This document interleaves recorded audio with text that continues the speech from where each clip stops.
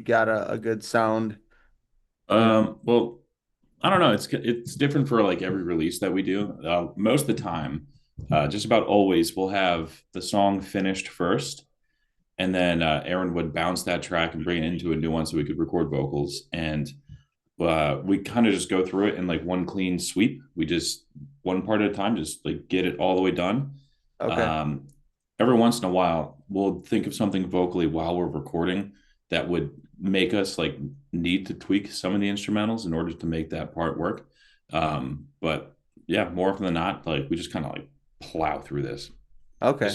just about every single song. Yeah, I guess that's kind of what I meant by that too. So you'd say that he's pretty much got instrumentally everything worked out, and then you're coming in and putting your vocals over a bounce track, whether something comes up and you're like, dang, I could do this. That's Yeah, just cool. about. Um, a lot of times, like we'll actually write stuff together, and we'll while writing a part or have a like we'll have a riff in mind, and we'll think of something vocally that could work really well, like while we're actually writing the track, and Yeah. we kind of will write certain parts depending on how we feel that the vocals will or like absolutely has to go. Oh So, yeah. so Yeah. yeah, man. That's good stuff, man. That's So, killer. How'd Right you guys on. do Thank the you so video? much. What's that? How'd you guys do the video? Actually, fun fact, I did the video. Did you really? Nice job. Yeah, dude, that's fucking awesome. yeah. I recorded everybody except for myself, partially. That was at my parents' house. I used to live there. They had a photography business for like 25 years, and they had a big studio on the property with a huge shooting room with black walls. So it was perfect. But Nice. I brought all the guys over, including Connor and Christian from Pathogen. They were also there, and Aaron was also there. He was on the drums. Yeah. Um, yeah, I shot the whole thing myself, and I, um, it was with these lights actually. I Oh, use really? these lights, and there's like this disco effect that I can put on, or like certain color effects that I can put on, and I didn't know shit about lighting at all at the time, so I was just like, "Fuck it." We were in a dark room. I had like a big like alignment of these going, and I just kind of filmed in the dark. And for the shots of me, Christian, the guitarist of Pathogen, did the ones where I was like kind of far away, but the ones that were close up, I did that alone. I was in the studio alone. And in order to get camera shake, I set it up on a tripod. And the entire time I was just kicking the tripod, Oh like the shit. entire video, just nonstop, repeatedly kicking the tripod. Yeah, That's awesome. I don't know what happens in the beginning of that video when it shows your face and it almost looks like arms crossing or something, like going Mm-hmm. back and forth. Yeah. And So I also did the editing for that video. That was like the first video that I went full tilt, like editing wise. And for the intro bit, I just did like this cutting effect where like every frame was a cut between like the close up of my face, and then there was a close up or a far away shot of me going like this or something like that. And I just kind of like was flipping the images every way. So that's if you look at awesome. it, it kind of looks like it does like a spin at the same time. Yeah, it's Yeah, that's really sweet. it's like symmetrical and you got that one like chrono check effect with like the different gradients of color. Hmm. That's really fucking cool. Oh yeah. So Another so fun fact about that video, with all of like the crazy streaks of color and whatnot, I don't know how to do any of that, like actually editing wise. I had like this app on my phone that like would like glitch out videos for you. So I like made the video, bounced it, screen recorded it on my phone through this app to get all these crazy colors, brought it back in, and I had to recut it because there was like a lot of stuff that started getting messed up. And I did that like 3 or 4 times just to get different like directions of light and stuff like that. It was like the worst possible, most janky way to do a video. And I did it in like a day for like 18 hours straight. I was just like so motivated. I was like 10 monsters deep. I was like, this is the fucking craziest thing I've ever done. But like, I'm too far gone. I got to complete it. Yeah. well now you gotta make another one. Yeah, right. Yeah. Oh No, it man. turned out good, man. So Right on. Thanks, man. when did you and Aaron meet? Like, how did this whole thing? How did the ball get rolling? Um, it all happened. I actually met Aaron in 2019, but it went a little deeper than that. I was in high school, and I joined my first metal band then. It was a band called Far From Home, and the guitarist of that, his name's Luke. He does stuff for like traders now, which is funny. I remember being in his basement, and we were listening to Traders for the first time, and now he's rocking out with them. But I was in that band and ended up breaking up for like a bullshit reason. And for like 5 years, there was like nothing I could do about it. Like I was trying so hard to get a band together. I was trying so hard to have other guys join me and like do anything musically. I was so motivated to do music. And every time I got some sort of like band together, it fell apart in like days. And like no one was motivated, or like they didn't want to put money forward, or they just didn't want to do it. I got so tired of it. I did a solo project because I was sick of it, and that went nowhere. And I was like, just about on like pretty much at the point where I was like about to like stop trying music. And I got some Instagram thing pop up on my phone of like some sick ass song. I was like, dang, this sounds good. I went to the page. It was Aaron's page. And I said that he did ghostwriting.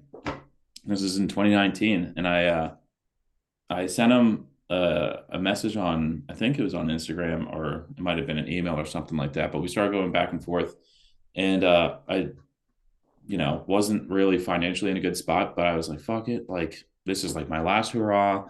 Like this guy's really good at writing. Like it could be awesome. So I hired him to write one song. That first song was the Anti Nova.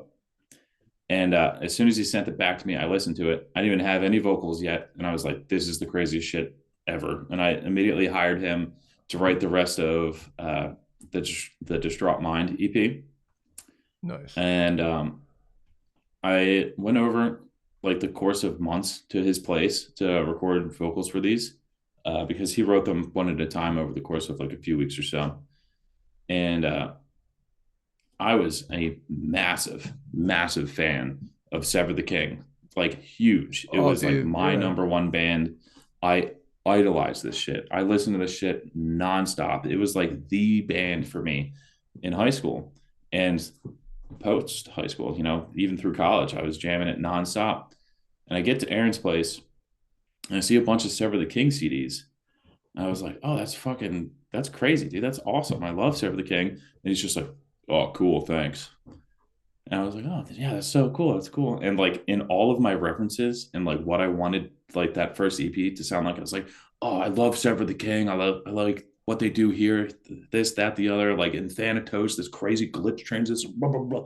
Just like loading up these texts, like gushing about Sever the King. I'm at his place and there's Sever the King CDs everywhere. And then I don't know how it clicked, but I was like,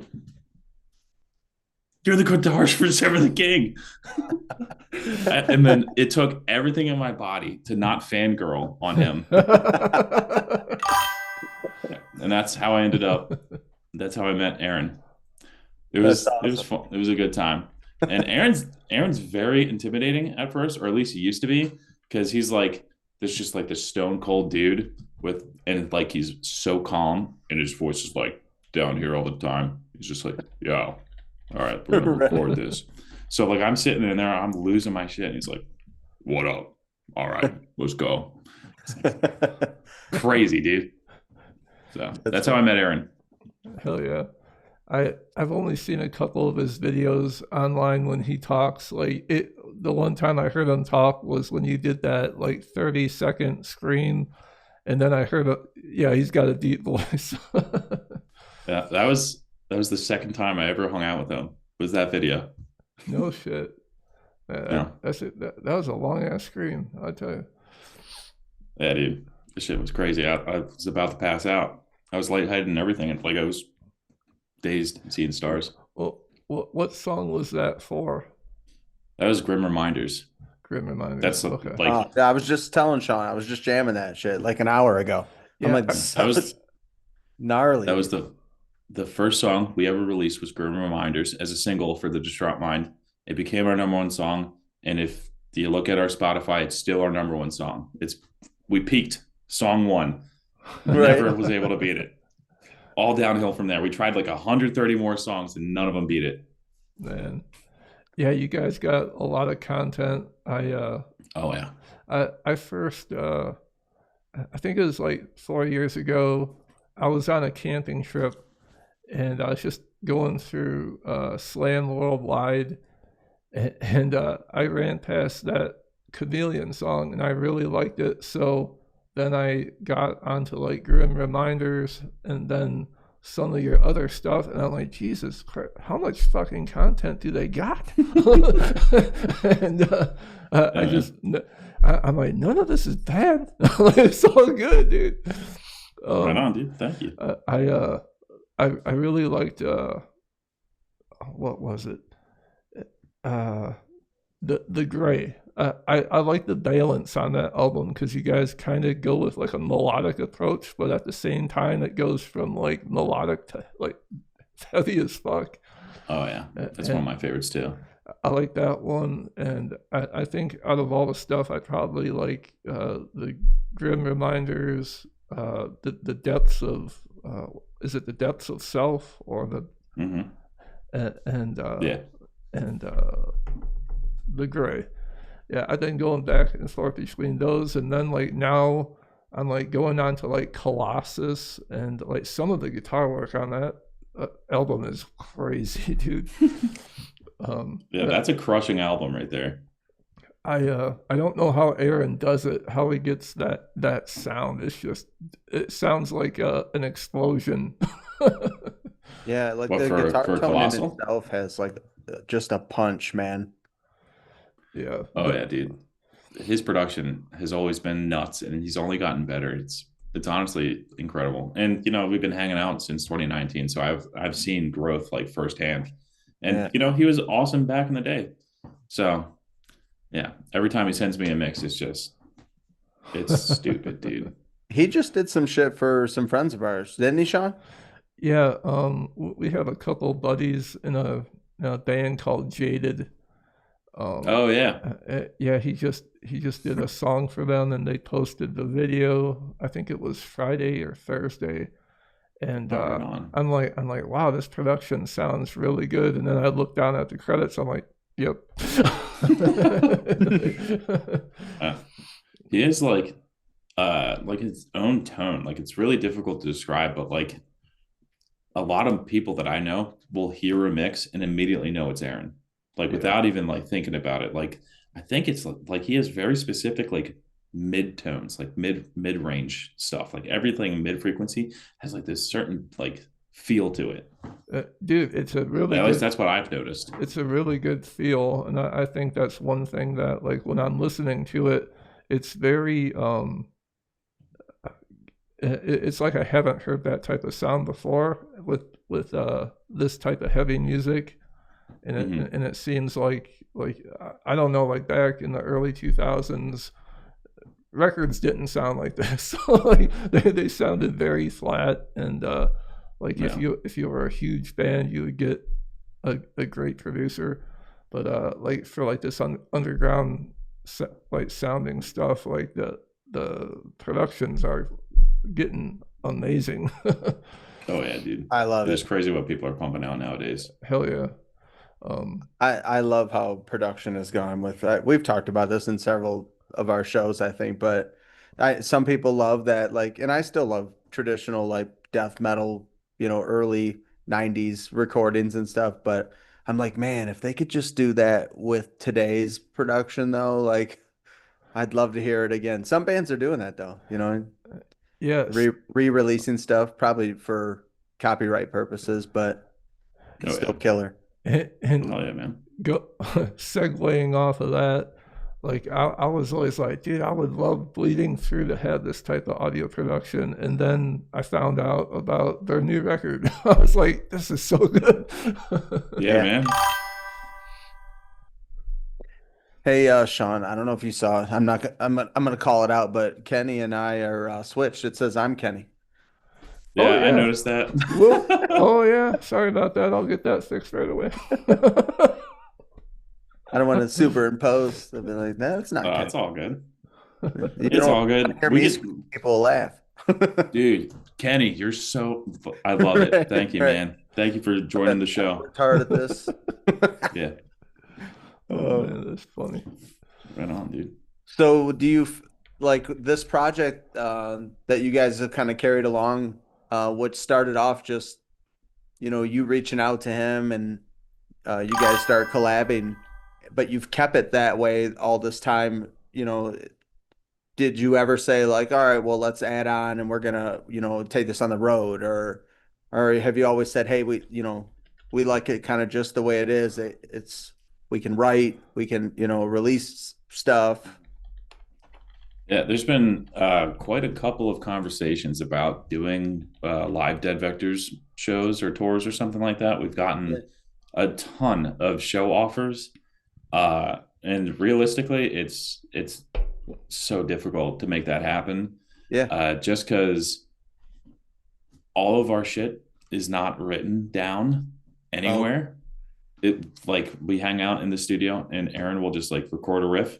He'll do it again, and then that's it. right. It's just lost Wow. in the There it is. You have to learn everything by ear.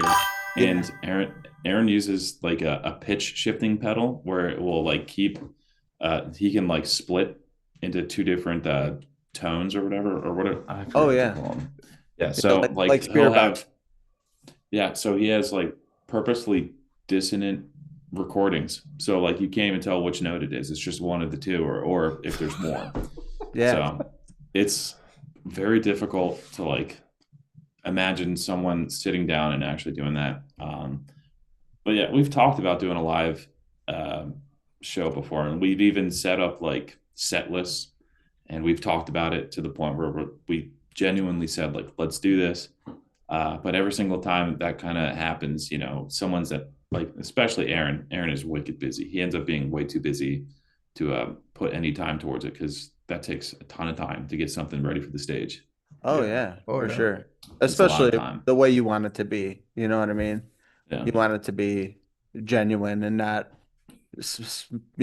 pushed out there. And yeah, I get it. I'm in a project very similar, Sean as well, to where we just with the way life is, it's like this works best. You're able to, you guys are writing killer yeah. shit, so why Yeah. not keep it And, going? and not to mention, uh, a lot of the stuff is just like straight up damn near impossible to play. Like the way we recorded it, like we're down here, like on the first few frets, and then there's like crazy shit up here, and it's just like Yeah. Right. I don't know, it's just like sprinkled in there because like we've always had the idea that like we're not like a real band, so like we just kind of do whatever we want to make music, and if we were to play live, that would bite us in the ass so goddamn hard. Right, Like right, Yeah. Yeah. it'd be There'd be lots of like. not a fun time. right. There'd be lots of like Deadvectors is a autumn. 12 piece. No. Yeah. Yeah. You play this string, you play that string. Right. Yeah, figuring out all the guitar automation to like turn things on and off while you're playing. Yeah, Oh my God. it'd be a Yeah. nightmare. And another problem with it is like, I think legitimately, I know for a fact we have over 130 songs released. I think it might be like 140. I Yeah, lost track. that's crazy. What songs do you even play? Like if you go to a show and there's going to be people that actually show up there to see you, Yeah. the likelihood that you're going to play the song that they want to hear is like fucking impossible. Right. Right. It's like it's not going to happen. Yeah, dude, So I was like thinking to myself, and like I have a Dead Vectors playlist on my Spotify. I'm like, these guys like should make a best of Dead Vectors CD. Like, as you guys yeah, can. we've talked Dude, about doing like something like that.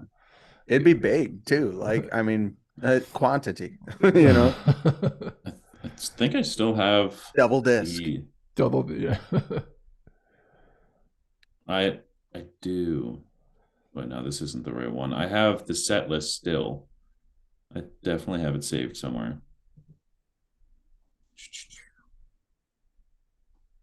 I'm not sure. I That's know we talked about it a bunch, and like our number one song that we absolutely had to do is Canabo.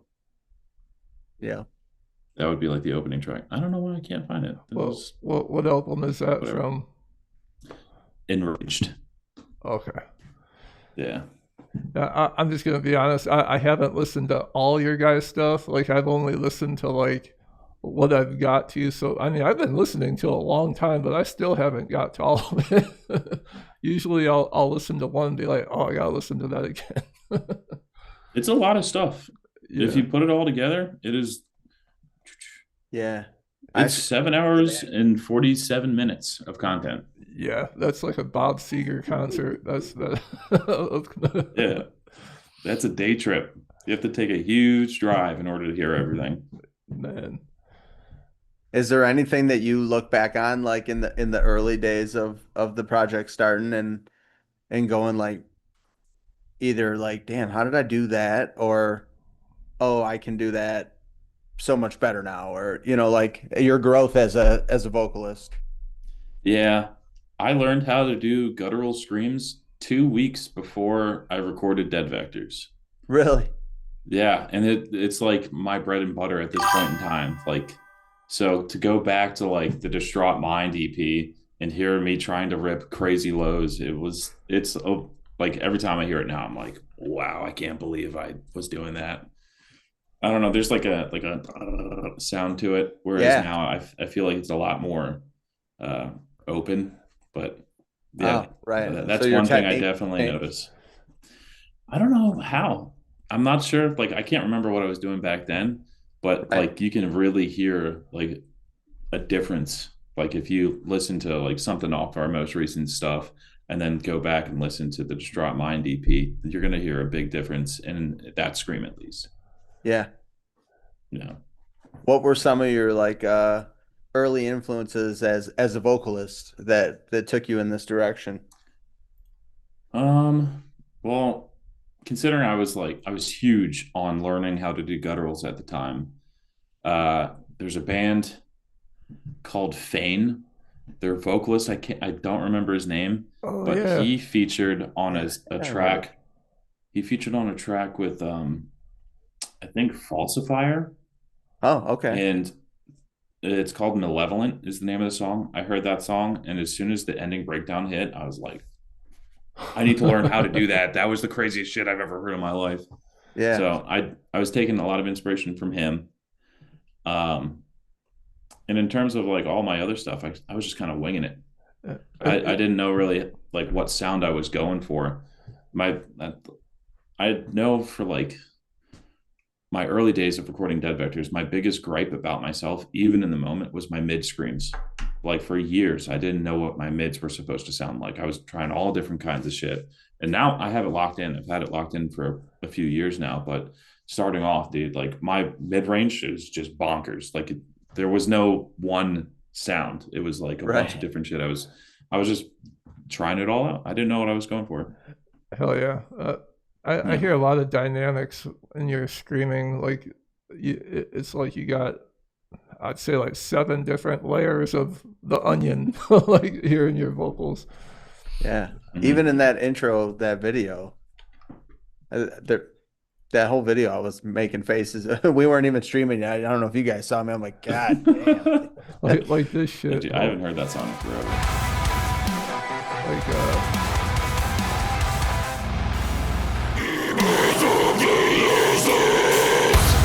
yeah, I don't even know what the fuck that See, is. like that, like it sounds like a solid, like oh, kind of sound. Whereas before it'd be like, oh, you'd hear like a, Right, more of a rattle in it yeah, than yeah. But now I don't have that. I feel like I've definitely progressed as a vocalist since like the early days. But yeah, any tips and tricks that you like to like warm up to? Are you like a tea drinker, or you can't like I've heard vocalists for say they don't even like talking to people before shows too much because it strains them just. I think it's different for everyone. Like, for example, I was just at a Chelsea Grin concert and I was like side stage or whatever. And Tom was there just hanging out for like 45 minutes, just talking to people. And then he just went on stage and did an hour, like no warm up, nothing.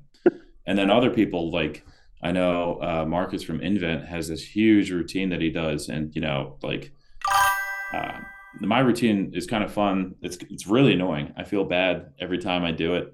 I do a lot of Mongolian throat singing and humming.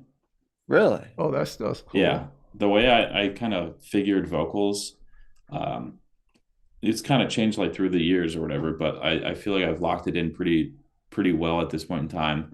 It is essentially like a really it's a pressurized sigh of a Mongolian throat sing. I don't know Okay. how else to describe it. So like you do the Mongolian throat singing and it uses your false cords. It doesn't use your actual vocal cords, which is what you're trying to avoid using. It Right. messes with like your mucous membranes, which is your false cords. And if you sigh, uh, it you you can hear like a flapping in your throat, and Yep. that is your mucous membranes. So Hey, if I you respect that. I respect that. That scared the if you shit do out of me. the dude, that caught me so off guard. I It know, caught me dude. up. I know. It's been a while since somebody pushed one of those buttons. But yeah, if you do like Mongolian throat singing, you do like that humming sound, and then you go ahead and sigh into it and press a little bit with your gut. It comes out as a scream. So Okay. when I was doing my live shows when I was on tour, just by personal preference, like I would be like consistently warming up. Sometimes like through the day, but more often than not, it would be like 30 minutes before the show. And even while I'm on stage between lines, I would be doing like Mongolian humming. Like when the mic isn't up to me, I was like going, Right. so like everything just stayed flowing and was warmed up. And I would bring the mic back up and I would start to press a little bit and it would come out as a scream. I give you credit. I'll have to look into that, man. I'm Yeah. always trying, like in the truck or something on the way to work, and I'm like, I almost pass out because I run out of Yeah. air. I'm like, I have no Yeah, idea. that's a problem a lot of people have, and I've run into problems like that every once in a while. The thing with me, like, it's weird because the only time I ever scream is like when I need to. Yeah. So I'm only ever like in the studio or jamming with the band.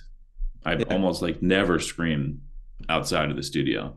So there's going to be like months at a time before like I don't scream. Right. So Okay. I every time like I come back into it, I have to like relearn how to scream and I have to like practice and warm up a little bit. Yeah. And sometimes I'll run into issues where like I'm running out of breath and whatnot. But you just kind of hone in on like this like specific techniques. And recently, ever since I started doing live shows, that's when I picked up the Mongolian throat singing thing, and that has helped me so much.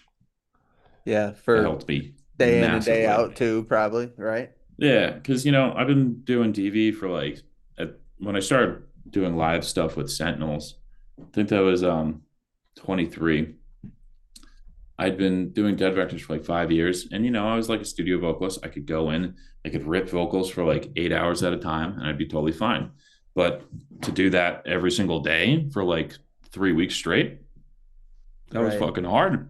So that the first Europe tour I did, I was able to get through it, but I was so drained and exhausted by the end of it. But after that, I found out about the Mongolian throat singing thing, um, through Will Ramos and David Benitez. I saw like clips popping up, and they were trying like different warm up techniques. And I saw Dave, like I knew Will did it, and I saw a clip of David Benitez warming up. He showed that he was doing that, and then he did another thing where he exhaled very deeply with like the mucous membrane thing, and then it just clicked in my head. I was like, oh, that makes so much sense. And I started trying it, and I was good to go. I was able to do tours and perfect, spotless voice all the way through. So I swear by it. Mongolian throat singing is screaming. You just have to press a little bit harder inside at the same time. I'll check it out. I'm sure there's Yeah. some YouTube stuff or something. Mm-hmm. Do you know how to I have Mongolian seen throat that sing? though. What's that? Do you know how to do the Mongolian throat singing? No. It's a weird trip because you like are trying to like push out this sound, but the mental trip is like trying not to make sound with your vocal cords. It's Okay. like it's a weird thing. Screaming is making loud noise without trying to make noise at all. And It's all mental, 100% mental. I've heard the thing like you're saying too, like with the sigh. Like I've watched Mm-hmm. like uh Cardivox, talk about it and stuff. Mhm. And it does seem like I can do it very short lived, but it's gone quicker than it came. Yeah. And I can't get like the lower tones like you can get out of it. I feel like I still Mhm. hear this voice, and you know, Yeah. I don't know if That that's mouth shaping more so or you could achieve it with mouth shape. There's a few different ways that I know how to get vocals like way lower. If you're hearing a lot of your voice in it, it's probably because you are using a little bit of voice, which is like the thing I said. You want to try to make the sound without making sound with your vocal cords at all, which is right. why it gets really confusing. It's really, really difficult to learn how to scream until you figure out that little hurdle, and then you're good. But to get like low tones, you can do mouth shapes and whatnot. You could like curl your tongue up. That's a great way to get like a really aggressive tone. And then there's other ways, like Blue Man Group, Yeah. Oh yeah, I saw them in like the Vegas. PVC pipe thing where like the Yeah. bigger tubes make deeper sounds. I do this thing sometimes where like I push my tongue down my throat a little bit and it like kind of makes my esophagus like a little bit wider and it makes my voice way deeper. Really? Oh, sometimes I'll do that and it'll give me like a crazy sound. That's cool. Yeah. Yeah, see, I wouldn't think that either. I think you're right though. I feel like I'm still like on the verge in my own voice. Hmm. Someday, Yeah. someday. Yeah, Mongolian throat Takes goat. takes some time to figure it out. It's like I said, it's all mental. You have to like get past this one weird thing, and as soon as you figure it out, like you're coasting. Hell yeah. Yeah. So let's talk about the Sentinels thing. So what's the status there? What you guys got going on? We got an album. All Uh, right. it's fully recorded at this point in time, instrumentally. We have a few songs vocally done. I'm going back in like I think like a week or so, doing some more stuff. We want to be done fully recording the whole thing by the end, I think, of like next month, and then probably dropping by the end of the year for sure. Hopefully in the fall. Nice. Yeah. How was that coming into the band and they're already established, they have Mhm. material. How was it for you? Um, it was pretty cool. I had been boys with the Sentinels guys for a while, just through like Instagram. I would BS some like memes and whatnot to the guys, and I had like met them through Aaron because they've been boys forever. Aaron's been a part of that band like behind the scenes since they started, pretty much. But yeah, it wasn't too bad. I was really good friends with their vocalist Josh before he even joined Sentinels. And then when he got the news that, Sentinels was going with him, I was the first person he told. And I was boys with him for a while. And, Josh ended up not being able to continue being their vocalist because of health issues and whatnot. So I knew that they were looking for someone. And I went to a Meshuggah concert in New York City with Aaron, and Chris Dombrowski was there. And he was actually like sitting like right next to us. And I during the show, I like leaned over. I was like, "Hey, man! Like, I heard you guys are like looking for a vocalist."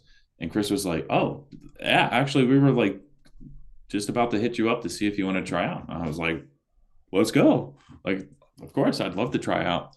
And then, at that point, I hadn't been in a live band since like 2014, so it was like almost 10 years at that point. So I was like so far out of the game. But yeah, like I said, I'd been a studio vocalist for so long that like the endurance game was gone. So I had to like really, really put a lot of effort into like learning these songs and being able to do it in one shot and figure out, proper breathing techniques. Because if you just record in the studio, you can record one line at a time and you're Right. good. But when you do it live, like half the battle with screaming is breathing. Right. So there's like a lot of new stuff I had to learn as a vocalist in order to even try out for the band. So, Oh yeah. but yeah, in terms of like joining the band, uh, I did an Embers one take, um, and then they just because Chris came over and he was showing us a lot of the album that they had ready to go, and they sent me one of the songs to do as like a demo, and I went ahead and did it, and it ended up being Nomadic. Okay. But yeah, everything started going like smooth sailing, and we had a Christmas show with Lorna Shore that year in like 2 months after they were like, all right, you're good. Sick. Let's start rocking out. In like 2 months, the band was having their biggest show that they've ever had ever. So Right. there was a lot of pressure. And I hadn't done live performance since 2014. So I was super fucking nervous, dude. Yeah. I was Yeah. really nervous, bro. And it was at this huge venue too. But Yeah. yeah, I like blacked out. Like I just went in and I just fucking started punching that shit, dude. I was like so ballsy. I like blacked out. Like I wasn't doing technique right or anything. I was just like, just like losing my shit on stage. In the videos, man, I sounded fucking crazy. It sounded great. But Nice. yeah, Is there dude, footage of it? yeah, there's some footage of it. Dude, my Okay. vocals sounded fucking crazy. Hell yeah. I That's awesome. completely blacked out. I remember Epitaph started playing, and then like I was like, "Oh shit, here we go!" Oh And I my went out God. on stage, and I was just like, just out of nowhere, the set was over, and had to clean up and go do merch. Yeah. Yeah, Hell yeah. That's but cool, man. yeah, So you said later, when's it gonna drop possibly? Later this year or yeah. It depends on how quickly I'm able to finish the vocals. There's still a lot of like lyric writing. I pretty much like half the album still has to get written lyrically, so okay. I got to put some time into that. But we're thinking sometime in the fall. Okay. So That's a good question actually that you've led up to. Do you have things that you like to write about more so than others, or is it kind of like catered to each project uniquely, you know? I try to cater it to like each song because like Okay. every song has like a totally different vibe. Yeah. On this album in particular, there's a lot of songs that are just chaos, and then there's a few songs that are super dark, and then there's some light songs, and some in between where it's like high energy.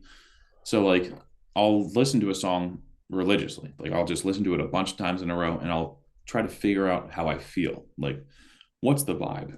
And then from there, I'll go ahead and try to figure out what a topic could be about, like what topic would fit that vibe the best. So That it makes it is sense. case by case in terms of like what I'm writing about.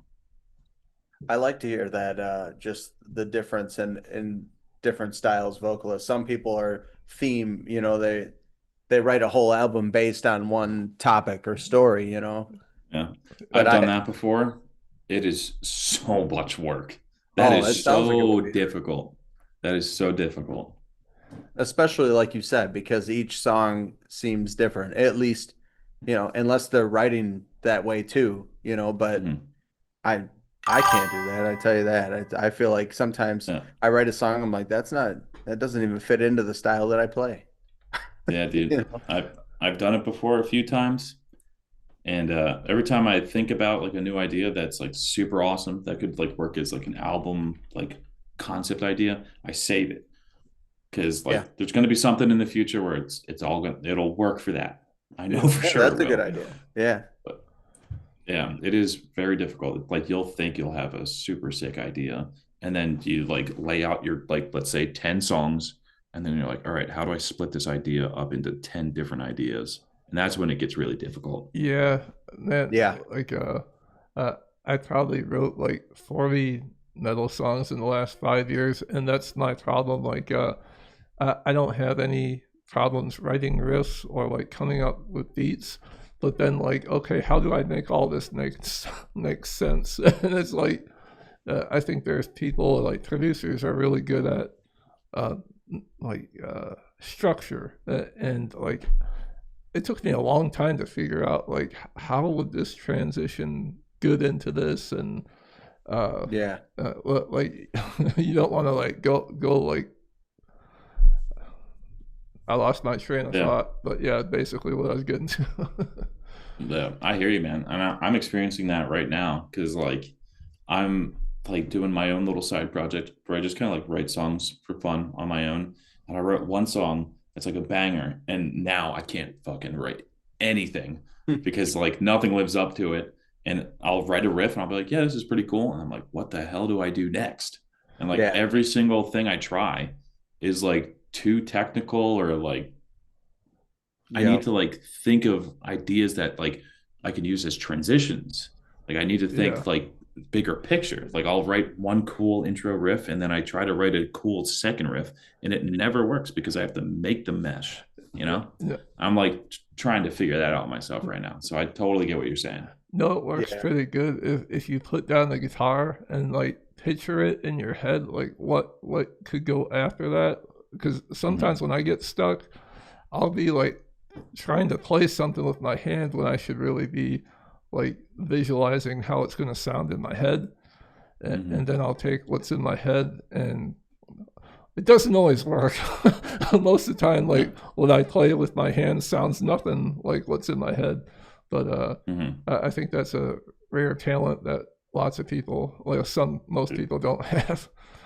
But if you have it, dude, that's crazy. That's awesome. yeah, I do like the old school. I'll send it to Sean, but it'll be like the voice record on my iPhone, and I'll just like Mm-hmm. record a riff, and I'll have a slew of those that I'll be like, oh, I could go back to that, Dude, and I do piece that songs shit together that way. all the time. Dude, I do that. On our recent album, The Aggressor Volume 2, Goblin Guts, the first Yeah, half of that song was a voice recording of me in my car at work. I was like, and I sent it to Aaron, and he's like, that's dope. That'll work. And we sat down together. He's like, what note's this? I'm like, I don't know. I think it's like a 7 or something. And then we just like wrote it all down. We like imported my voice to his Pro Tools, yeah, and we just like beat by beat like deciphered it into actual guitar, and he played it on guitar, and we just like sweep through. And that the first half of the song was literally just me just like spitting shit out. that's awesome. Yeah. That would have been cool, like the tail end of the song if the guitar faded into your voice doing the pattern somehow. Mm-hmm. I love that type of Yeah. shit. Like Yeah, Sean sends me voice riffs all the time. oh, dude, That's sweet. It'll be like alternate picking. yeah, bad to the bad to the bad. Yeah. Dude, hell yeah. Hell yeah, dude. I like that when Volumes does that, where that and I heard Darko do that when the song opens up. What if we had this power like down, down, down, and like it starts playing? And Oh yeah. fucking Bela sweet. Maya did that. It's like wow down dum dum dum wow down down down down down Yeah, down, and yeah, then it went in. Oh yeah. That shit's so cool. hell yeah. Yeah, that was a good band, man. What so if you had to pick a vocalist to do a collab with, famous or not, I'd say famous is in we all are fans, I guess, right? Who would it be? Oh man. I don't think it would be a metal vocalist. I think it would be a singer. Ah, okay. Oh yeah. I definitely think it would be a singer. Oh, I don't know, man. That's a tough question. I always have a tough time like answering this because like I don't normally think of like who I'm trying to jam with just because I'm always busy either writing jams or just like completely just like not listening to metal at all. Right. Yeah, so Yeah, I it's don't a know, hard man. question. There's so many good people out there. Yeah. Yeah, I definitely would think a singer though. I love doing like heavy stuff, but dude, coming up with like super banger melodic albums or like just Yeah, tracks in general, I, it's just it feels so good to write it. yeah, Like Yeah, I think versatility for sure. the I forget the name of the song. It's on the Gray. It's got Bobby Vinay. Um, she sings more than I actually scream. I think I do like 4 or 5 lines in the entire song. It's like a 6 minute song, and she oh, that's a sings the sick rest. song. That's my favorite song. It's like one of my favorite songs Deadvectors has ever done. Yeah, dude, that caught me off guard. I wasn't expecting to hear a female vocalist, and when that shit started, I'm like, dude, this is so good. Dude, she's the shit. We love working with her. She's really good. And no joke, she's like one of the best singers I have ever seen ever. And I kid you not, she did stuff with us in like the Elemental EP. I think that was the first she did with us. And she just like recorded on her own and sent us some stuff. But when we did the Gray, she actually came to the studio with us, and we were going to figure out like the song because we didn't have anything planned. So she just showed up, and we were just going to vibe out. And no joke, this girl is auto tuned, like just singing in the studio. Her pitch is crazy. It's so spot on. She's like the best singer I've ever heard in person. It was phenomenal. Me and Aaron were like side eyeing each other. Like, whoa, what the hell, dude? This is crazy. Hell yeah. Yeah, dude, she's sick. She's really good. What's her name again? Bobby Vinay. Is she like a solo artist, or is she in a project? She's not in a project, but she does lots of covers and whatnot. Awesome. So, but yeah, yeah, she's awesome. She's super cool. Yeah, I've really dug female vocalists when it comes to like a certain track to just give it a different feel, and I think that's why I'm such a sucker for all these female fronted metal bands now, like Mm-hmm. Novelist and Spirit Box and Face Yourself, and the list goes on and on. But yeah, it's just awesome to hear. Yeah, man. I think it's Good nice shit. to see. I feel like there's a lot more nowadays coming out like that are being noticed, and that's cool. You know? Oh yeah. I just found this band the other day. They're not small. I'm pretty sure they're really big. It's called Delta Hate. They're sick, dude. They're like tough as shit. And it's a female vocalist, and she's up there just like absolutely just brutalizing these songs. Yeah. Yeah. It's tough as shit, dude.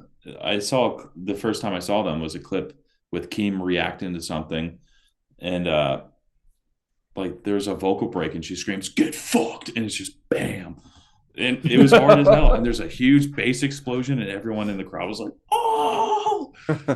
It is sick, dude. I immediately looked them up. I was like, "This is hard. I like this." Delta hate. Delta Hate. Pretty Yeah. sure it's Delta Hate. I need to make sure. Yeah, they're super dope. Yeah, it's Delta Hate. Okay. Crazy people, crazy. Yeah, man. Hell yeah. So let's see. I was trying to think of something good here. You were talking female vocalists.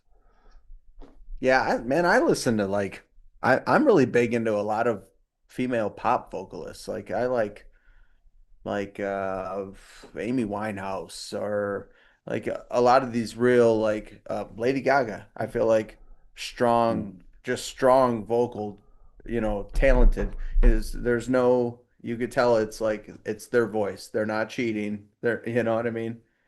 Oh Any yeah. vocalist in general, it doesn't have to be female, but just since we're on that topic. Uh like Sean said, novelist. That girl, you can tell she's actually Novelists. yeah, They have a female vocalist now? Yeah. yeah, Yeah. Yeah, No way. she's yeah. fucking awesome. Yeah. No fucking way. I did not know that. I have to check out their new stuff. Yeah, Yeah. you got to hear this. Sean sent me like a live recording they did a year or so ago, and it's the coolest thing ever. Yeah, it's a live set. It, they must have did like a DAW type audio output with a live. Uh, Hmm. it's a really cool. It's all under dark light, and everything is blue, and it's just like Ooh, majestic. I don't know any other word to put it. It's just really cool. sick, dude. I Yeah, I, I gotta check that out.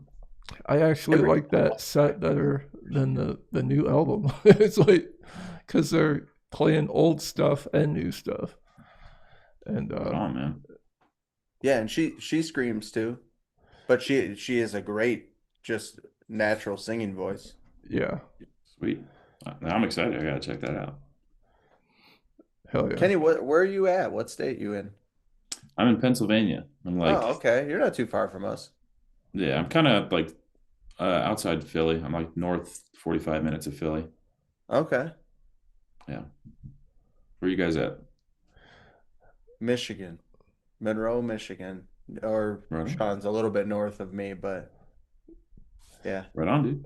yeah, Yeah, that's not yeah, too far. You're probably what? That's probably three hours or something, maybe. I would say you are yeah, 3 4 hours. You mentioned Probably. falsifier earlier, so I was like, Yeah. all right, that's an Ohio band. He's got to know that they've Oh, been that. kind of dormant. I haven't heard nothing from them. Yeah, I haven't heard it much either recently. I've they put out a newer song like a year ago, and it was killer. And then I haven't seen nothing else. Hopefully, Yeah, they're still going. yeah, they might just be in the dark right now. Oh yeah, They're you doing their know. thing. They're doing their thing. Yeah. Well, like you said too, it's hard. It's hard getting people together, especially a full band when you're trying to get people in to do stuff. Like I know Sean himself has looked for vocalists for his project. It took a long time for us to find a project for this behind me here, and just people's lives gets in the way, man. And I don't even mean that negatively. It's just you're trying They to got do their what you stuff, you know. can. You know, Yeah, dude, I know firsthand how stupid difficult it can be to try to just like make music. yeah, It is so annoyingly difficult trying to get these guys in line, you know. it's tough, Even man. like in a band, like the Sentinels dudes, I love them, but goddamn, it is so difficult to get everyone in the same room Right, you're like, hey, sometimes. are you free? Right. Yeah, there's only like four of us too. Like, how is it that difficult? Yep. yeah. I've That gotten to the point now to where it's like I have songs wrote that started off as like I'm gonna do two tracks, and then I'm like, all right, I got enough for an EP. I'm like, man, I got like an LP now because of just timing that I've just been sitting on material and writing more and writing more. Yeah, But that's nice, dude. yeah, it's good. But Right then on. you sit there and then you start tweaking them. I sit on them too long and it's like, because they're not locked in. I can just sit in Mhm. here and jam them. Yeah, dude.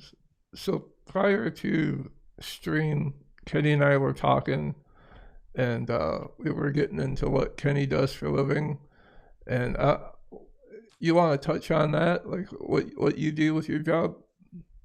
Yeah, I'm an AV technician for a live production company.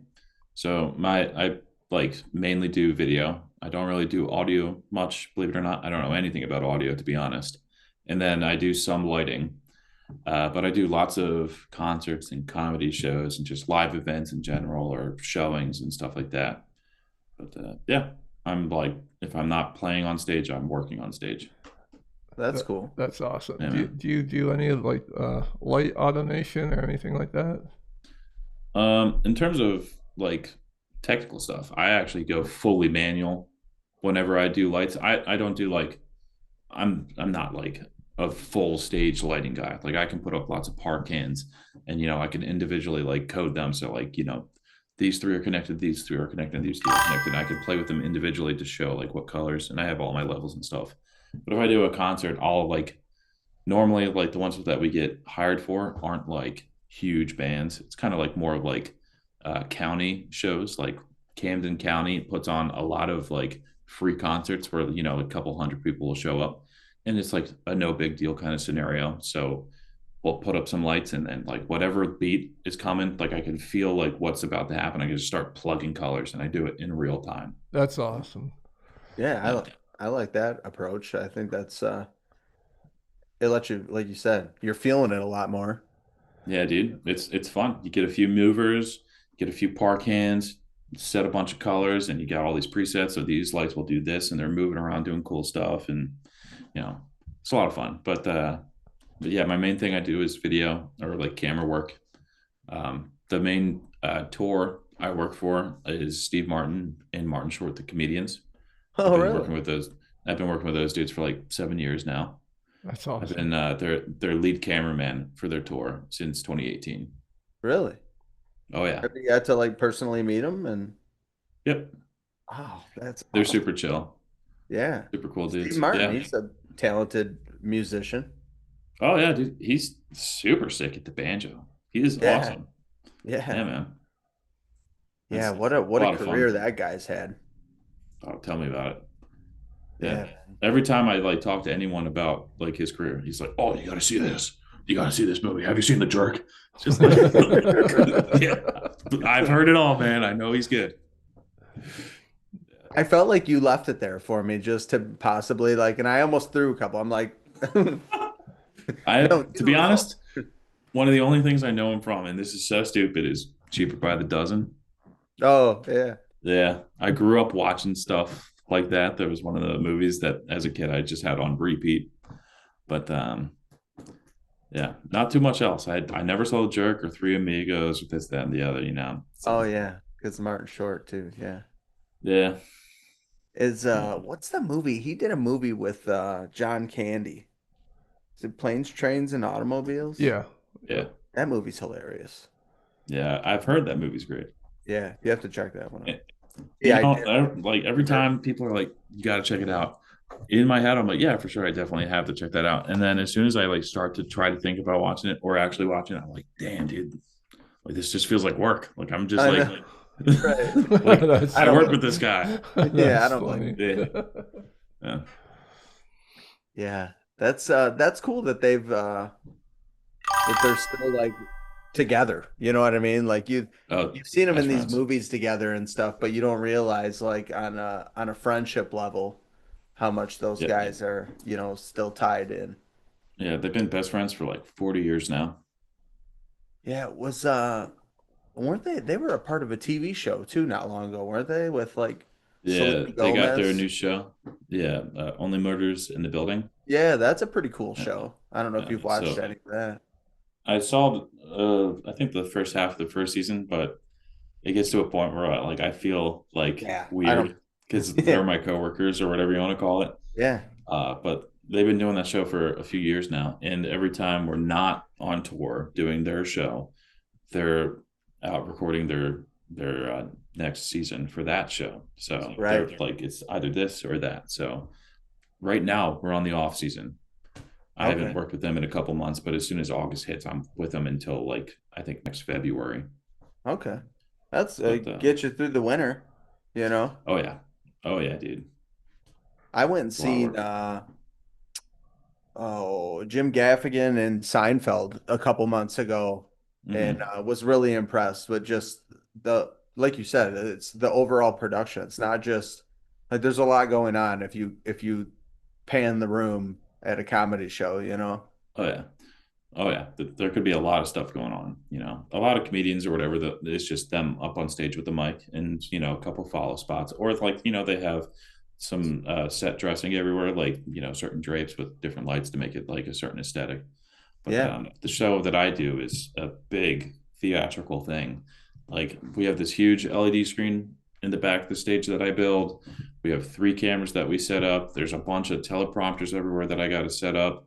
There's like the entire head end that has to get done. There's a lot of stuff just for video. That's just video, and then they have a ton of audio stuff, and then they have a lighting guy, and yeah. it becomes a big production. So yeah, so you got this huge job, and then you're squeezing music in on the side and Hmm. touring when you can, and yeah, you're busy, man. Oh yeah, yeah. We have yet to get to a point where um, my band touring has completely cut off my work touring. Right? It's going to be interesting with my boss. I've already told him like 20 times. I'm like, it's going to happen. Like one of these days, I'm going to tell you I have a tour in this month, and you're going to say we're busy that month. I'm going to say, well, I'm doing this. Yeah, So yeah. I'll get there That's when I that get there. crossing point, you know what I mean? Where it's like Yeah, you hear people talk about that, where they're like, "All right, yeah, we're yeah. on tour full time now." Hmm. What Well, label is Sentinels on? Is that the Sharptone? yeah, Sharp Tone. Sharptone. That's a good label. Yeah, who else is on Sharp Tone? I was just I seeing. think Psycho Frame. Yeah, Yeah, yep, that's the band I was thinking of. Yeah. right on, dude. Yeah, I love their I love their snare in that band. The cling. Oh, yeah. Leo is nuts. Yeah, he's so sick, dude. I've seen him live a few times. He used to drum for Worm Shepherd. I was super, super tight with those guys when they first came about. I did not know that. And oh yeah, yeah. I almost joined Worm Shepherd actually. I was going to be their bassist. Really? Yeah, I got the bass right there. But yeah, good times though. I love those guys. So have you always played instruments as well as doing the vocal stuff, or is that? Yeah, not well though.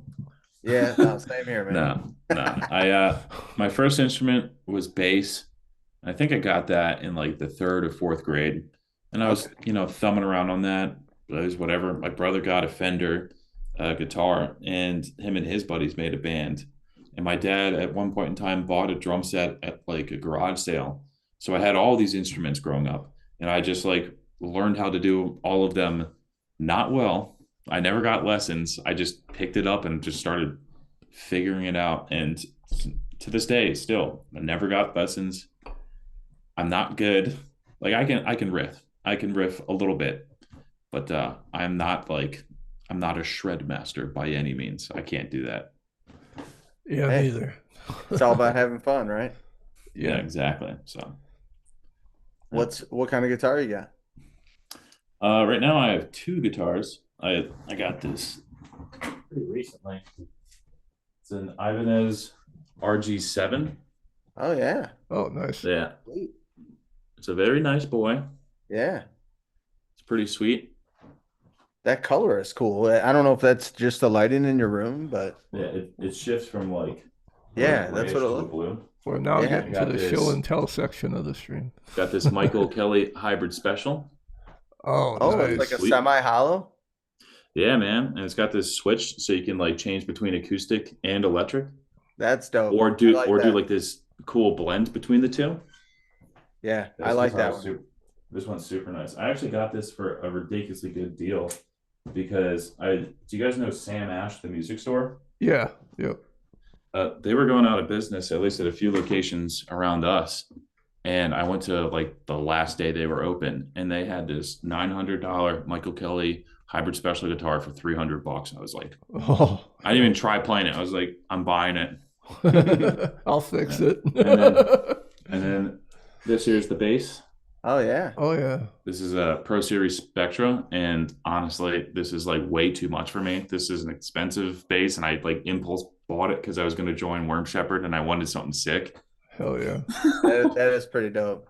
Yeah, this is so good, but definitely way beyond what I should be owning. And that is the current lineup That's at the sweet. moment. Hell yeah. Finger pick or pick with the bass? Probably just finger pick. I really want to learn how to like actually finger pick. Yeah. I for a while I was trying to learn like Greta Van Fleet. Like I wanted to learn their entire Battle at Garden's Gate album on bass, and I started getting to it, but it was just so difficult for me to transition to fingers. Yeah, dude. I feel you. I got a bass But you about a watch year some of ago. these guys, they shred, dude. Oh You yeah, know? dude, those guys are sick. Greta Yeah. is nuts. I was listening to on the way home today. Sean was talking about the new Between the Buried and Me put a new song out. Yeah, And the way Sean described it to me, he goes, I was like 8 minutes in. He's like, and it was very different than what I expected. He's like, I didn't know if it was gonna get heavy or not, you know. So I see it comes on my shit today, and I'm like, I'll check it out. So I'm listening to it. But the bassist in that band, in that particular song that they released, is all over the place, dude. I'm like, my God, it's killer. And the song does get heavier, Sean. I don't know if you ended up listening to the rest of it, I but didn't. I was like 4 minutes in, and I had a natural emergency. I never got back to it. natural emergency. Oh yeah, I thought it was pretty good though. I follow a couple guys on TikTok that do just covers of songs, and Hmm. they do like a lot of like Corn and Mudvayne songs that are like heavily bass influenced, but Yeah, it's just cool to see like up close, and exactly. isolated. Exactly. Dude, a good bassist is unreal. Yeah, Bass is so sick, dude. If you got the right dude playing it, it is like unbelievable. yeah, I agree. Yeah, Uh, So when you're writing music with Aaron, like, is he using an 8 string or a 9 string, or does he uh switch it up? I I don't. He does not own a nine string. The songs that I heard that made me want to work with him, he did use a nine string, and I liked how stupid low the tuning was. Oh, But so at the good. time, he was using, I think, just a regular eight string, and he pitch shifted down. But Okay. he has a slew of guitars. I think he's got like 10 different guitars now. And he uses like a six string or seven string a lot of the time. But if he goes for something like super heavy and whatnot, he would probably use the eight. But a lot of times he'll use a six or a seven and just pitch shift down because the action and like the cleanliness of like the tight strings, it's just like, Yeah. I guess just like a different sound in general. But he, like every single thing he does, he's like, you know what? I'm gonna pick this one today. And he'll just like pick up a different guitar and that's what he uses. Man, string day Yeah. must be a bitch to replace all those strings. No, dude, not for him. He like never changes anything. I give him shit for it all Hey, the fucking time. that's my Like plan. I'll That's pick what I up do. I'll pick up a guitar and it's got like, like you can see like the brown rust like through the silver, like on the nickel or whatever. And I'll Yeah. like give him shit or like his tuning, like the knobs or whatever, like the strings going like the wrong direction. Like he like doesn't. Right, it wound I'm it the like, wrong way. Aaron, what are you doing, man? Just like fucking righty tighty, bro. Come That on. Breaks all the that's rules. awesome. Dude, he I, breaks all the rules and he's just like, I don't care, man. It's fine. Like I'm playing fine. hey, if it's good, it's good. Yeah. Yeah. Yeah. He's got a six string bass. And when we were recording The Gray, we did, I'm pretty sure we did real bass for that. We do real bass for just about everything. But he was using the six string bass. I was looking at it. I was like, do you want to use my bass? Because I just got this and it's super sick. And he was like, oh, well, like we're already here. Let's use this one or whatever. And he's using the six string bass. And I'm looking at it and I was like, when's the last time you changed the strings? He's like, I don't think I ever changed the strings. It's like doom, just dead sound. Just a thud. It's Yeah, so stupid low at that point. Like it doesn't matter. It's like a bridge cable just. yeah. right. Yeah. Man. That's the perks of a plug-in or the different Hmm. things you can do on the computer now. It's like Oh yeah, you dude. can't tell these are old, you know. Oh yeah. Oh, I don't I'm know. looking at a Yeah. comment here. We had a friend that was tuned in on the show here. He does some cool stuff, man.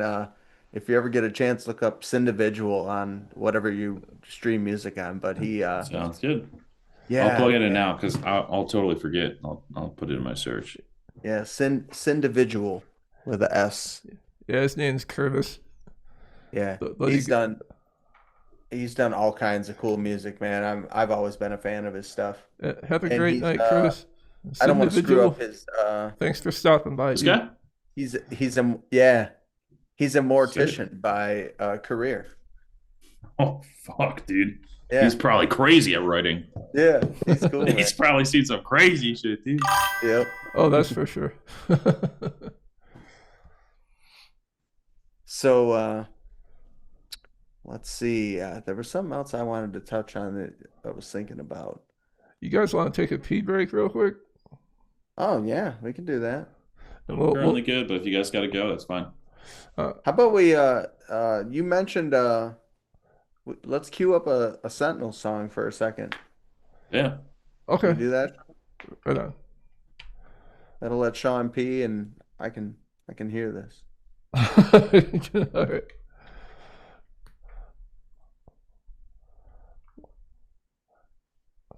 Oh Oh no. yeah, you're gonna have trouble. There's lots of there's a gaming team called Sentinels. Yeah, but Sentinels band, right? Oh yeah. Which one? Do you want to watch that live footage? Yeah, is there a way we could find that, Kenny? Yeah, it was live. This was 2 years. Oh no, not that one. Don't I do saw my that one. ass in that one, dude. Man, I don't know where we would find it. Okay. It was 2023. It was a Christmas show. So maybe try that. Just put in 23 and maybe it'll come up. The lighting looks good there with it, with your the one you said you sound like ass on. This is Germany. Uh, there you go. This one. Wellmont Theater. Oh yeah. Just so everybody knows, this was my first time performing live with them. There was no in-ears. I couldn't hear shit. I was nervous. I blacked out, and I messed up literally every single song at some point in time. It's all good. Yeah, I'm looking forward to it, man. All right. I just got to figure out what scene do I have to go to. Oh, there we go.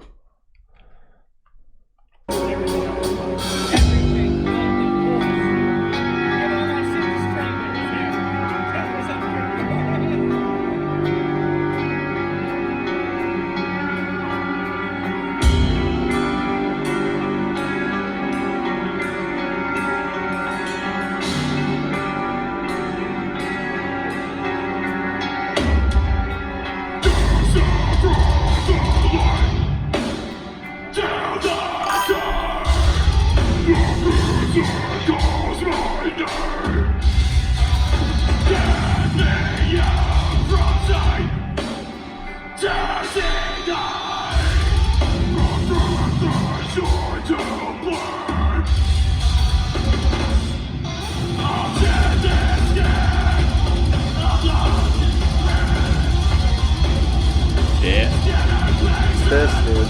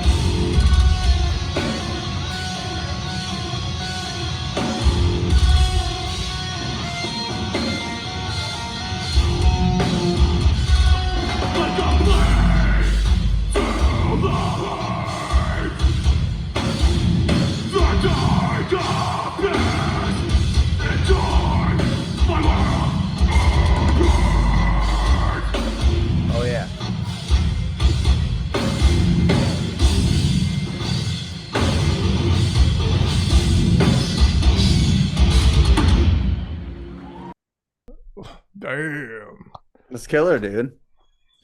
Dude, oh my God. Looking back at that shit now, I fucked up so much stuff. That was so difficult for me to sit through. Oh, dude, It's killer, it's all dude. Dude, good, dude. and dude, I was so nervous. I was ripping through that shit. I forgot technique entirely. I was just like, "Ah," just like losing my mind. Oh, Dude, dude, I I thought it thought was good. I was like halfway it. through my piss, and I was like, we should have just played like a real song. I love watching Man, live shit like that, though. I watch Yeah. live bands all the time, dude. that was rough, bro. That was a rough one. I thought it was funny. It was like your lighting guy halfway through figured out he could put some real bright shit on you. Like all of a sudden, you guys got hit with some Dude, like, we didn't get any sound check or nothing. Like we showed up and like the first band was like on like in no time. So we had to like set our gear somewhere, didn't get to check shit. And yeah, then as soon as the other bands finished and we were going on, we got our first sound check and everything there. Like something could have like gone completely wrong and it would have been whatever. We didn't even get to check like monitors or anything like that. yeah. Nothing. The lighting guy didn't talk to us. Like there was like no communication. We just got up there and just started rocking. So someone's just like pressing buttons trying to make it look cool. Oh It's, So man. he did fine. I Like it like looked that though. cool.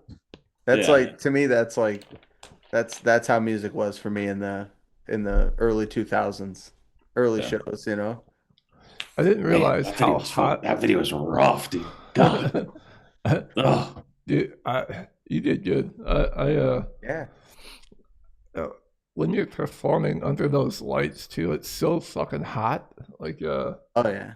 Yeah, those big can lights are hot as shit. Oh, dude, the park ants are crazy. Yeah. The Lycos specifically are like just heat beams. Right. So yeah, I was definitely hot on that one.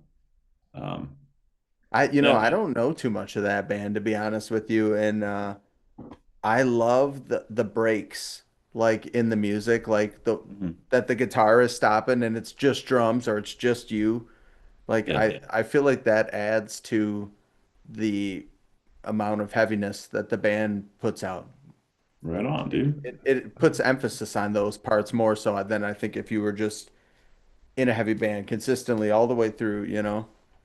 Yeah, that's why I think like doing melodic albums with like heavy shit in it like hits Yeah. double hard because you get these peaks and these fucking valleys of heaviness. There's like a huge contrast. So if like you're rocking on these high notes, doing all this like melodic stuff, and I don't know, it just like dive bombs into something crazy. It feels Yeah. infinitely harder than a song that just starts all the way down here and just stays there the whole time. Yeah, for sure. Yeah, Yeah, yeah, that's why like even though this ain't the greatest comparison, but let's say like Lorna Shore, to the Hellfire or something.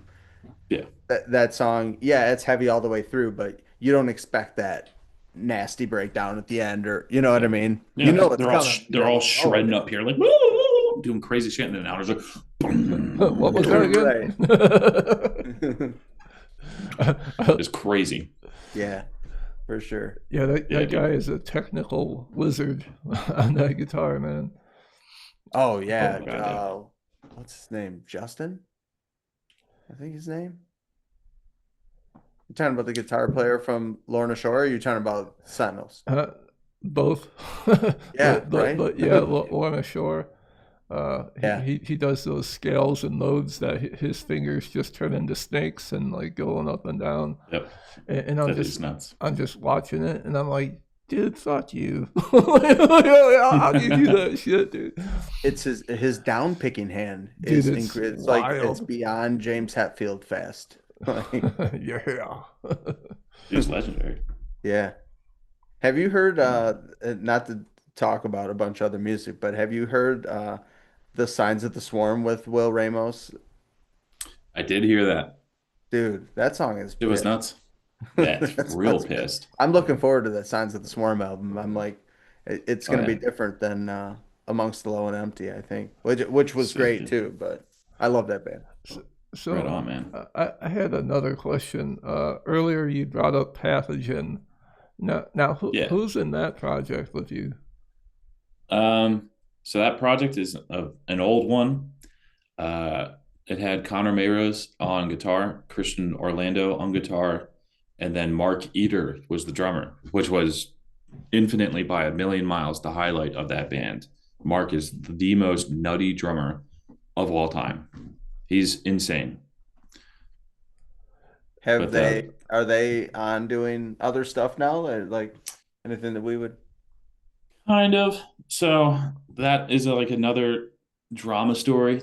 So when I was looking for a band and I found Aaron and we started writing Dead Vector stuff, I was in the middle of recording the Distraught Mind EP. And while talking to Aaron, I brought up because he asked, like, what are you looking to get out of this? And I was like, well, I would love to join a real band. So this would be a great showcase for my vocals, this, that, and the other. And Pathogen was recording a single with Aaron at like the same time. And also just these Pathogen dudes are from my high school. Like we all went to school together. Like we crossed paths all the time. They didn't know I was in metal or anything like that. But their vocalist that they brought to that single recording was like shot. Like he just didn't have it. And Aaron even said to them, like at some point, like in private, like, yeah, you definitely need to think about someone new. There's this guy I know named Kenny, and this guy's nuts. And they're like, we went to high school with him. There's no fucking way. So it ended up just like working out that way. Um, we did an album called Null Space, and not to toot my own horn or whatever, but that album is fucking sick. That like every time I listen back, it's just like I can't believe I was a part of something like that. But we made that album, and then some stupid drama, some bullshit went down, and like it all just kind of like blew away with the wind. Yeah. It like sucks that happened, but we were working on a second album, and we broke up, or kind of broke up during like the process of getting the second album ready. We recorded everything for the first single, and we even shot a music video. Like the day we shot a music video, which I also shot, we're in the room that we were hanging out after the shoot, and ended up having like this band ending breakup conversation because like the one guy who's like the main writer just didn't work out, and there was a lot of differences and stuff like that. But we had the second album ready, and it just kind of died. Lo and behold, he started a thing called Tyrant. So that's Tyrant, that's Connor. And he hit us up saying like, I'm going to use this Pathogen LP2 stuff, considering I wrote most of it. Like I won't say all of it or anything because there's a big discrepancy on who wrote what. But at this point in time, it exists. I have it, and there's talks about doing a collaboration because of stupid shit, and Pathogen will never be able to do it again for some reason. It'll be a collaboration between Tyrant and Deadvectors. That's so cool. In the future, there's a good chance that album will come out. But as of right now, it is in a production hell where we've been talking about it for like 2 years. And like every time we talk about it, there's a question that's like put out into the ether. And like 2 months later, everyone's like, oh, hey, are we still doing this thing? You know what I mean?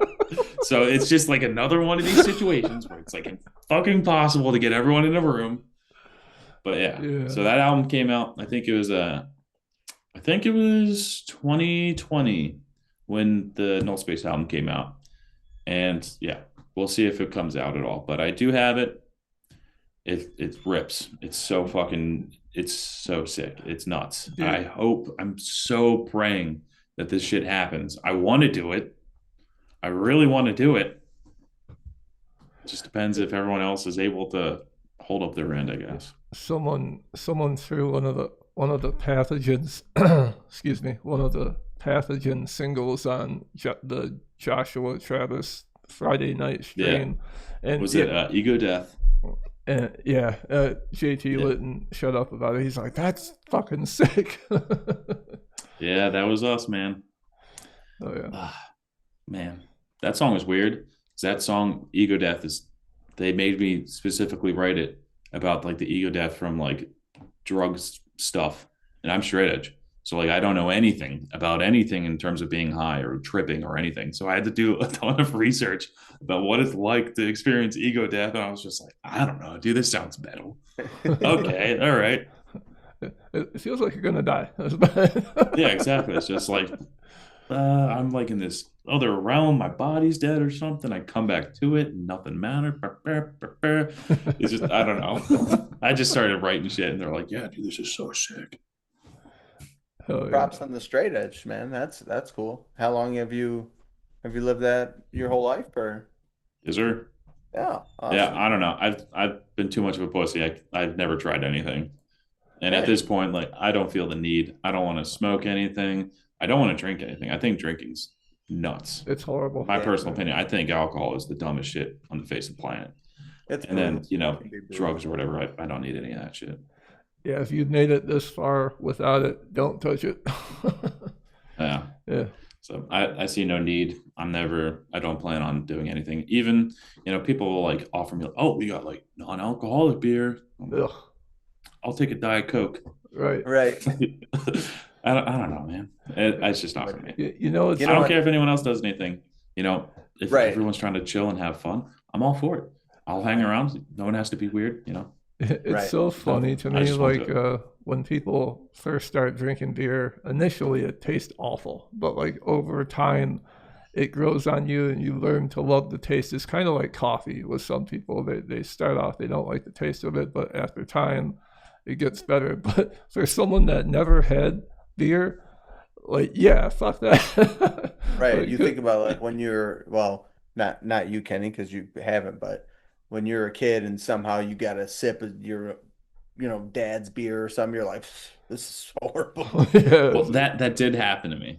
My Yeah. dad tricked me into drinking alcohol because he called it fruit juice because it had fruit flavor in it. It was like a hot day. I was like 10. Oh, here, I'm running around the backyard in the middle of July. It's hot as hell. And I'm like thirsty. And I went up to my dad. He's like, hey, Ken, you want some fruit juice? I was like, sure, I'm right. thirsty. And I took a huge gulp and it like exploded. And then I threw up. And that's the only time I've ever consumed anything. Right. Yeah. It's either oh man. maybe that was a deciding too. You're like, this is horrible. Yeah. I've It never was brutal.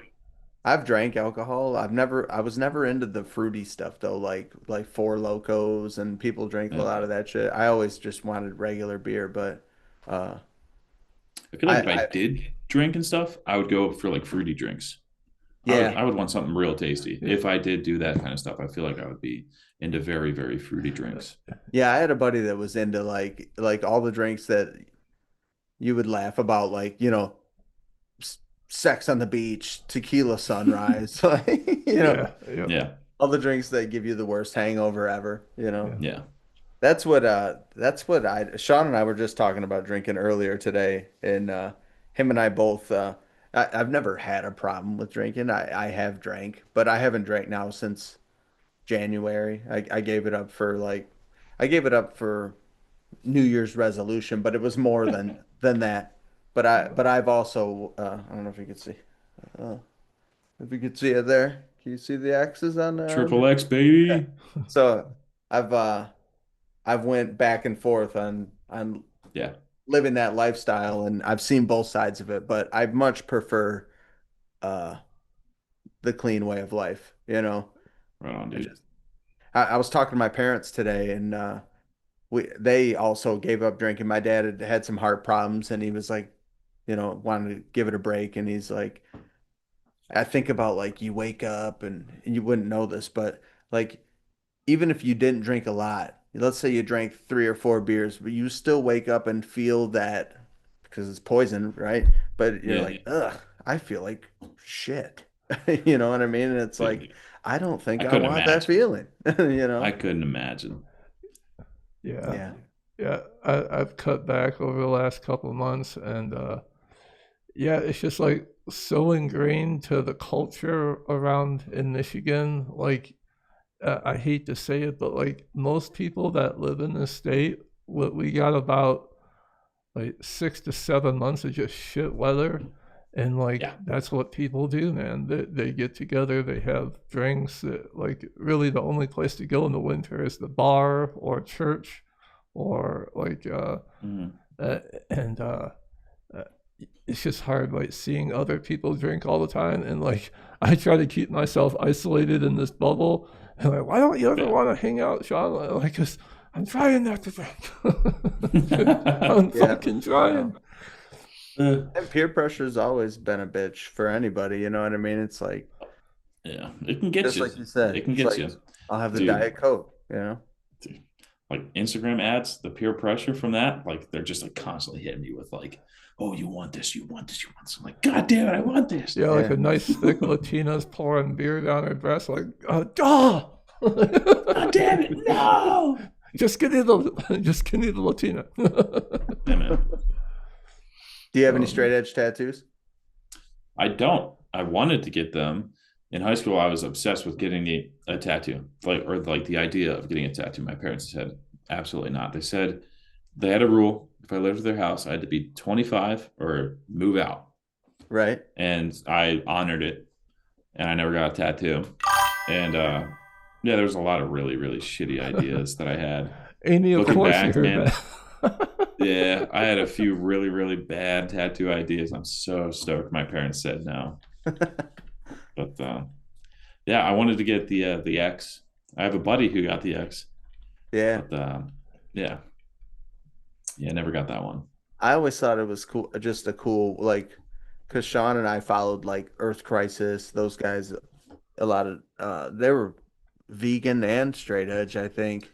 Some Yeah, of those guys in that band, or the Acacia Strain, like Vincent, I think straight mm-hmm. edge. So it's kind of cool, like seeing, or what was the straight edge, what was the, I'm this is the negative side of it, but the gang, what were they called? Do you guys remember?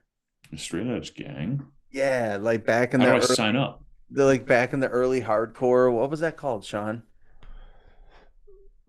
I'm Um, sorry, or I've been having a conversation while you guys are talking. Oh, oh, it's all good. oh, I see someone in the feed. uh, I think it was I think it was Courage Crew. yeah, Hang on, I yeah, gotta look now. she came in right when I was talking about the Latina pouring beer on her chest. Um, I'm like, of course you came in right when I said that. let's see here. I gotta know what they were called. It was like a show on it. They were like, So is it straight The at? Sopranos. Are you talking about yeah, Earth no, Crisis it was or a straight edge group that was like a gang affiliated, Sean. Strife or Earth? God, I don't It know. There's wasn't it lots of wasn't a them. band. It was actually but a band it kind of started from a band. Um, let me see. I'm AI shit here. Tony. Tony.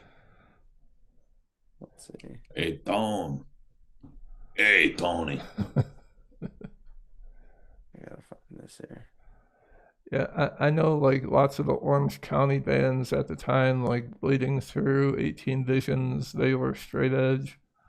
Mm-hmm. Um, I actually going to see 18 Visions later this month. Let's go. Yeah, Oh, sick. pumped. I've Oh, never heard of them. No? Huh. they were really big in like the mid 2000s or like the mid early Really? 2000s. Like it was them and Poison the Well, It Dies Today, Bleeding Through, bands like that, and they were all on Trustkill Records. And Sweet. so this show is like their 25th anniversary of their first debut album. They went back and re-recorded it, and yeah, it's pretty cool just to see them do that 25 years later, and like, That's cool, man. and he's always done like these raw ass strains that sound kind of like a tiger, and like he doesn't sound as good as he once did, but dude, it's fucking 25 years later. Yeah, dude. It still sounds really good. Still got it. Still got it. The boys got it.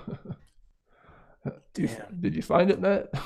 I cannot find it. Well, anyway, there was a show on like you know that show like Gangland or whatever it was where it No. would like it would talk about like biker gangs. There was this show that would talk about all these different gangs, whether it was biker gangs or like you know, Compton or Yeah.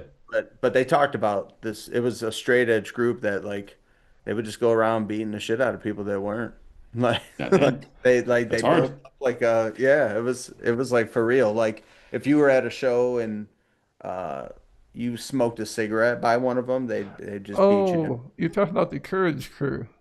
It's Kurt's crew, right? Yeah, yep. Okay, that's yeah. Uh, yeah, I feel like like there was another name for it too, but yeah, they anyway, used to hang around at like St. Andrews in Detroit, and I always stayed away from the mosh pit because I would go to like hardcore shows that had like Terror and Shy Hulud, and like lots of people didn't want a taste of those pits going in there, man. Like no, I've lots of never been a pit guy. I've always gotten hurt. I'm like I promoted it when I was on stage, like yeah, do that, but I was never in it. hurt Like I'm yourself. I could never do the swinging pits, but the push pits, yeah, I would jump in. I'd jump in yeah, that today. and that's kind of like that's kind of coming back.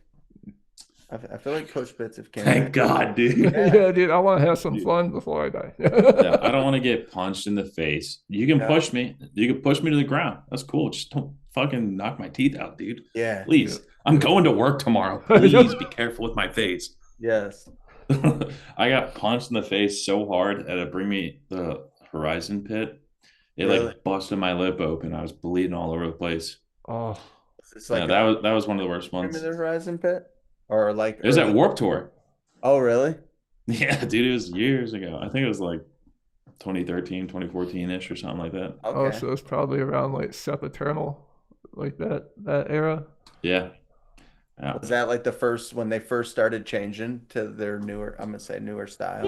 Yeah, I think so. They started getting real big at that point in time. Yeah, Yeah. Yeah, dude. They played the BB&T Pavilion in Camden. Like there was like, at Warped Tour they have like 7 different stages. They played the big pavilion, which holds like 8,000 people. right. Oh At wow. at Warped Tour. It was nuts, dude. That room was filled. Now look how big they are. Oh my God, dude. Yeah. You know, Yeah. I still listen to those guys. I'm not gonna lie. And Yeah. there's I a do too. song they do. Do you guys ever hear the song? Let me see here. It's only take a second. Yeah, I was listening to their new album yesterday. It's a good mix of different sounds on it. Got some like got some Deftone sounding stuff, and then Kill Switch Engage sounding type stuff. Yeah, they have such a huge sound. Um, are you I talking like about the big sound. post-human next gen? It's the one right after that. Oh, there's another one. Yeah, it came out last year. Or is that the name of it? I can't remember all these album It's not names. on Spotify. It has like a girl's face on the front of it. Oh yeah, that is post-human. Yeah. Okay, okay. Yeah, that one. Oh, there's a 2020 album called Post-Human Survival Horror, and then 2024 is Post-Human Next Gen. I remember I haven't listened to them in like forever, so I was It's like, fuck it, it sounds like like I'll see what's going on. sounds like And PlayStation 2 games. I listened to them, and half the songs on that new album pretty tough, and then there's like half that I didn't really understand what's going on, Yeah. but half of it was sick. I enjoyed half of it for sure. It reminded me of like older stuff or like some paternal stuff. Right, you know what's in them. You're like, come on, Yeah, let's do it. Well, Bring that's it. it's hard. It's hard. the song Amen. Have you guys heard that song? Yeah. Uh, I might have. I can't remember it. It's featuring Little Uzi Vert and Daryl something. But there's like blast beats and the stuff in the end of that song, which That's I nuts. was, but it's still like the "Can you feel my heart bring me to the horizon?" So it Oh was yeah, kind of crazy, and that's one of those like you said where you don't expect the ending because it's out of the character, you know. yeah, exactly. So does Dead Vectors have anything in the chamber as of right now? Dude. Yeah. You know they do. They're Um. having two full albums. So I already told you guys there's the Tyrant TV collab where it's going to be essentially Pathogen Part 2. If that comes out, I don't know. I hope it does. And then we have kind of sort of like another album that's like one half, maybe two-thirds done, an EP that's almost done, and then we're like, fuck it, why don't we smash the EP and the album together and have like this wildly jarring, like different like types of sounds like connecting. So we're like trying to hatch that idea out, and then we have this other single that fucks. It's like really, really bouncy and like percussive. Nice. So we might do that. I don't know. And then on top of that, we have like other stuff that we wrote for last year that never got released. That was like an entire like different idea where I don't know. We might have like I think three, maybe four songs of like a certain like vibe. I don't know. We got to just like Yeah. focus on one. We have there's just too much going on. Man, Yeah, we got a bunch of stuff right now, but Aaron's been extremely busy. He's doing like big shit nowadays, and honestly, my job has been absolutely killing me, dude. Finally, like when we were scheduling this, I told you my job is nuts. Like this month Yeah.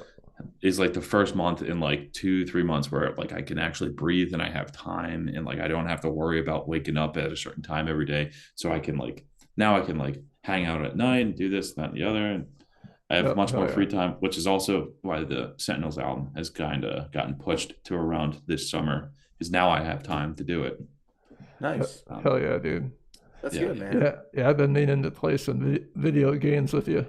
Oh yeah, dude. We talked I'm about gaming. playing some Yeah, like Sean was Rocket saying League or games. something.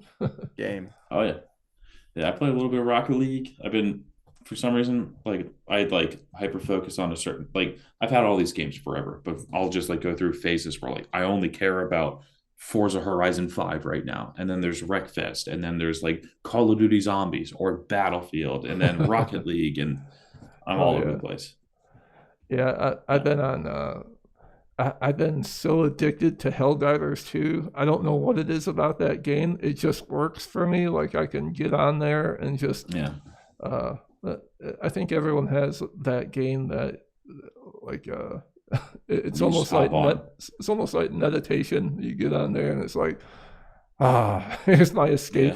Yeah, dude. I wanted to play Helldivers so bad. I almost bought a PlayStation just for that game. Yeah, dude, I got about 500 hours in that game now. It's ridiculous. For democracy, bro. Let's go. Fuck yeah. Hell yeah. Over 300,000 kills. Let's go, dude. Yeah. Hell yeah. Oh man. Sorry. Well, Matt, Dude, you got any more questions for him? I just want to say appreciate you making the time to Yes. come on the show, man. And Yeah, of course, man. you got a fascinating life that we were glad to be able to hear about it. It's And all right.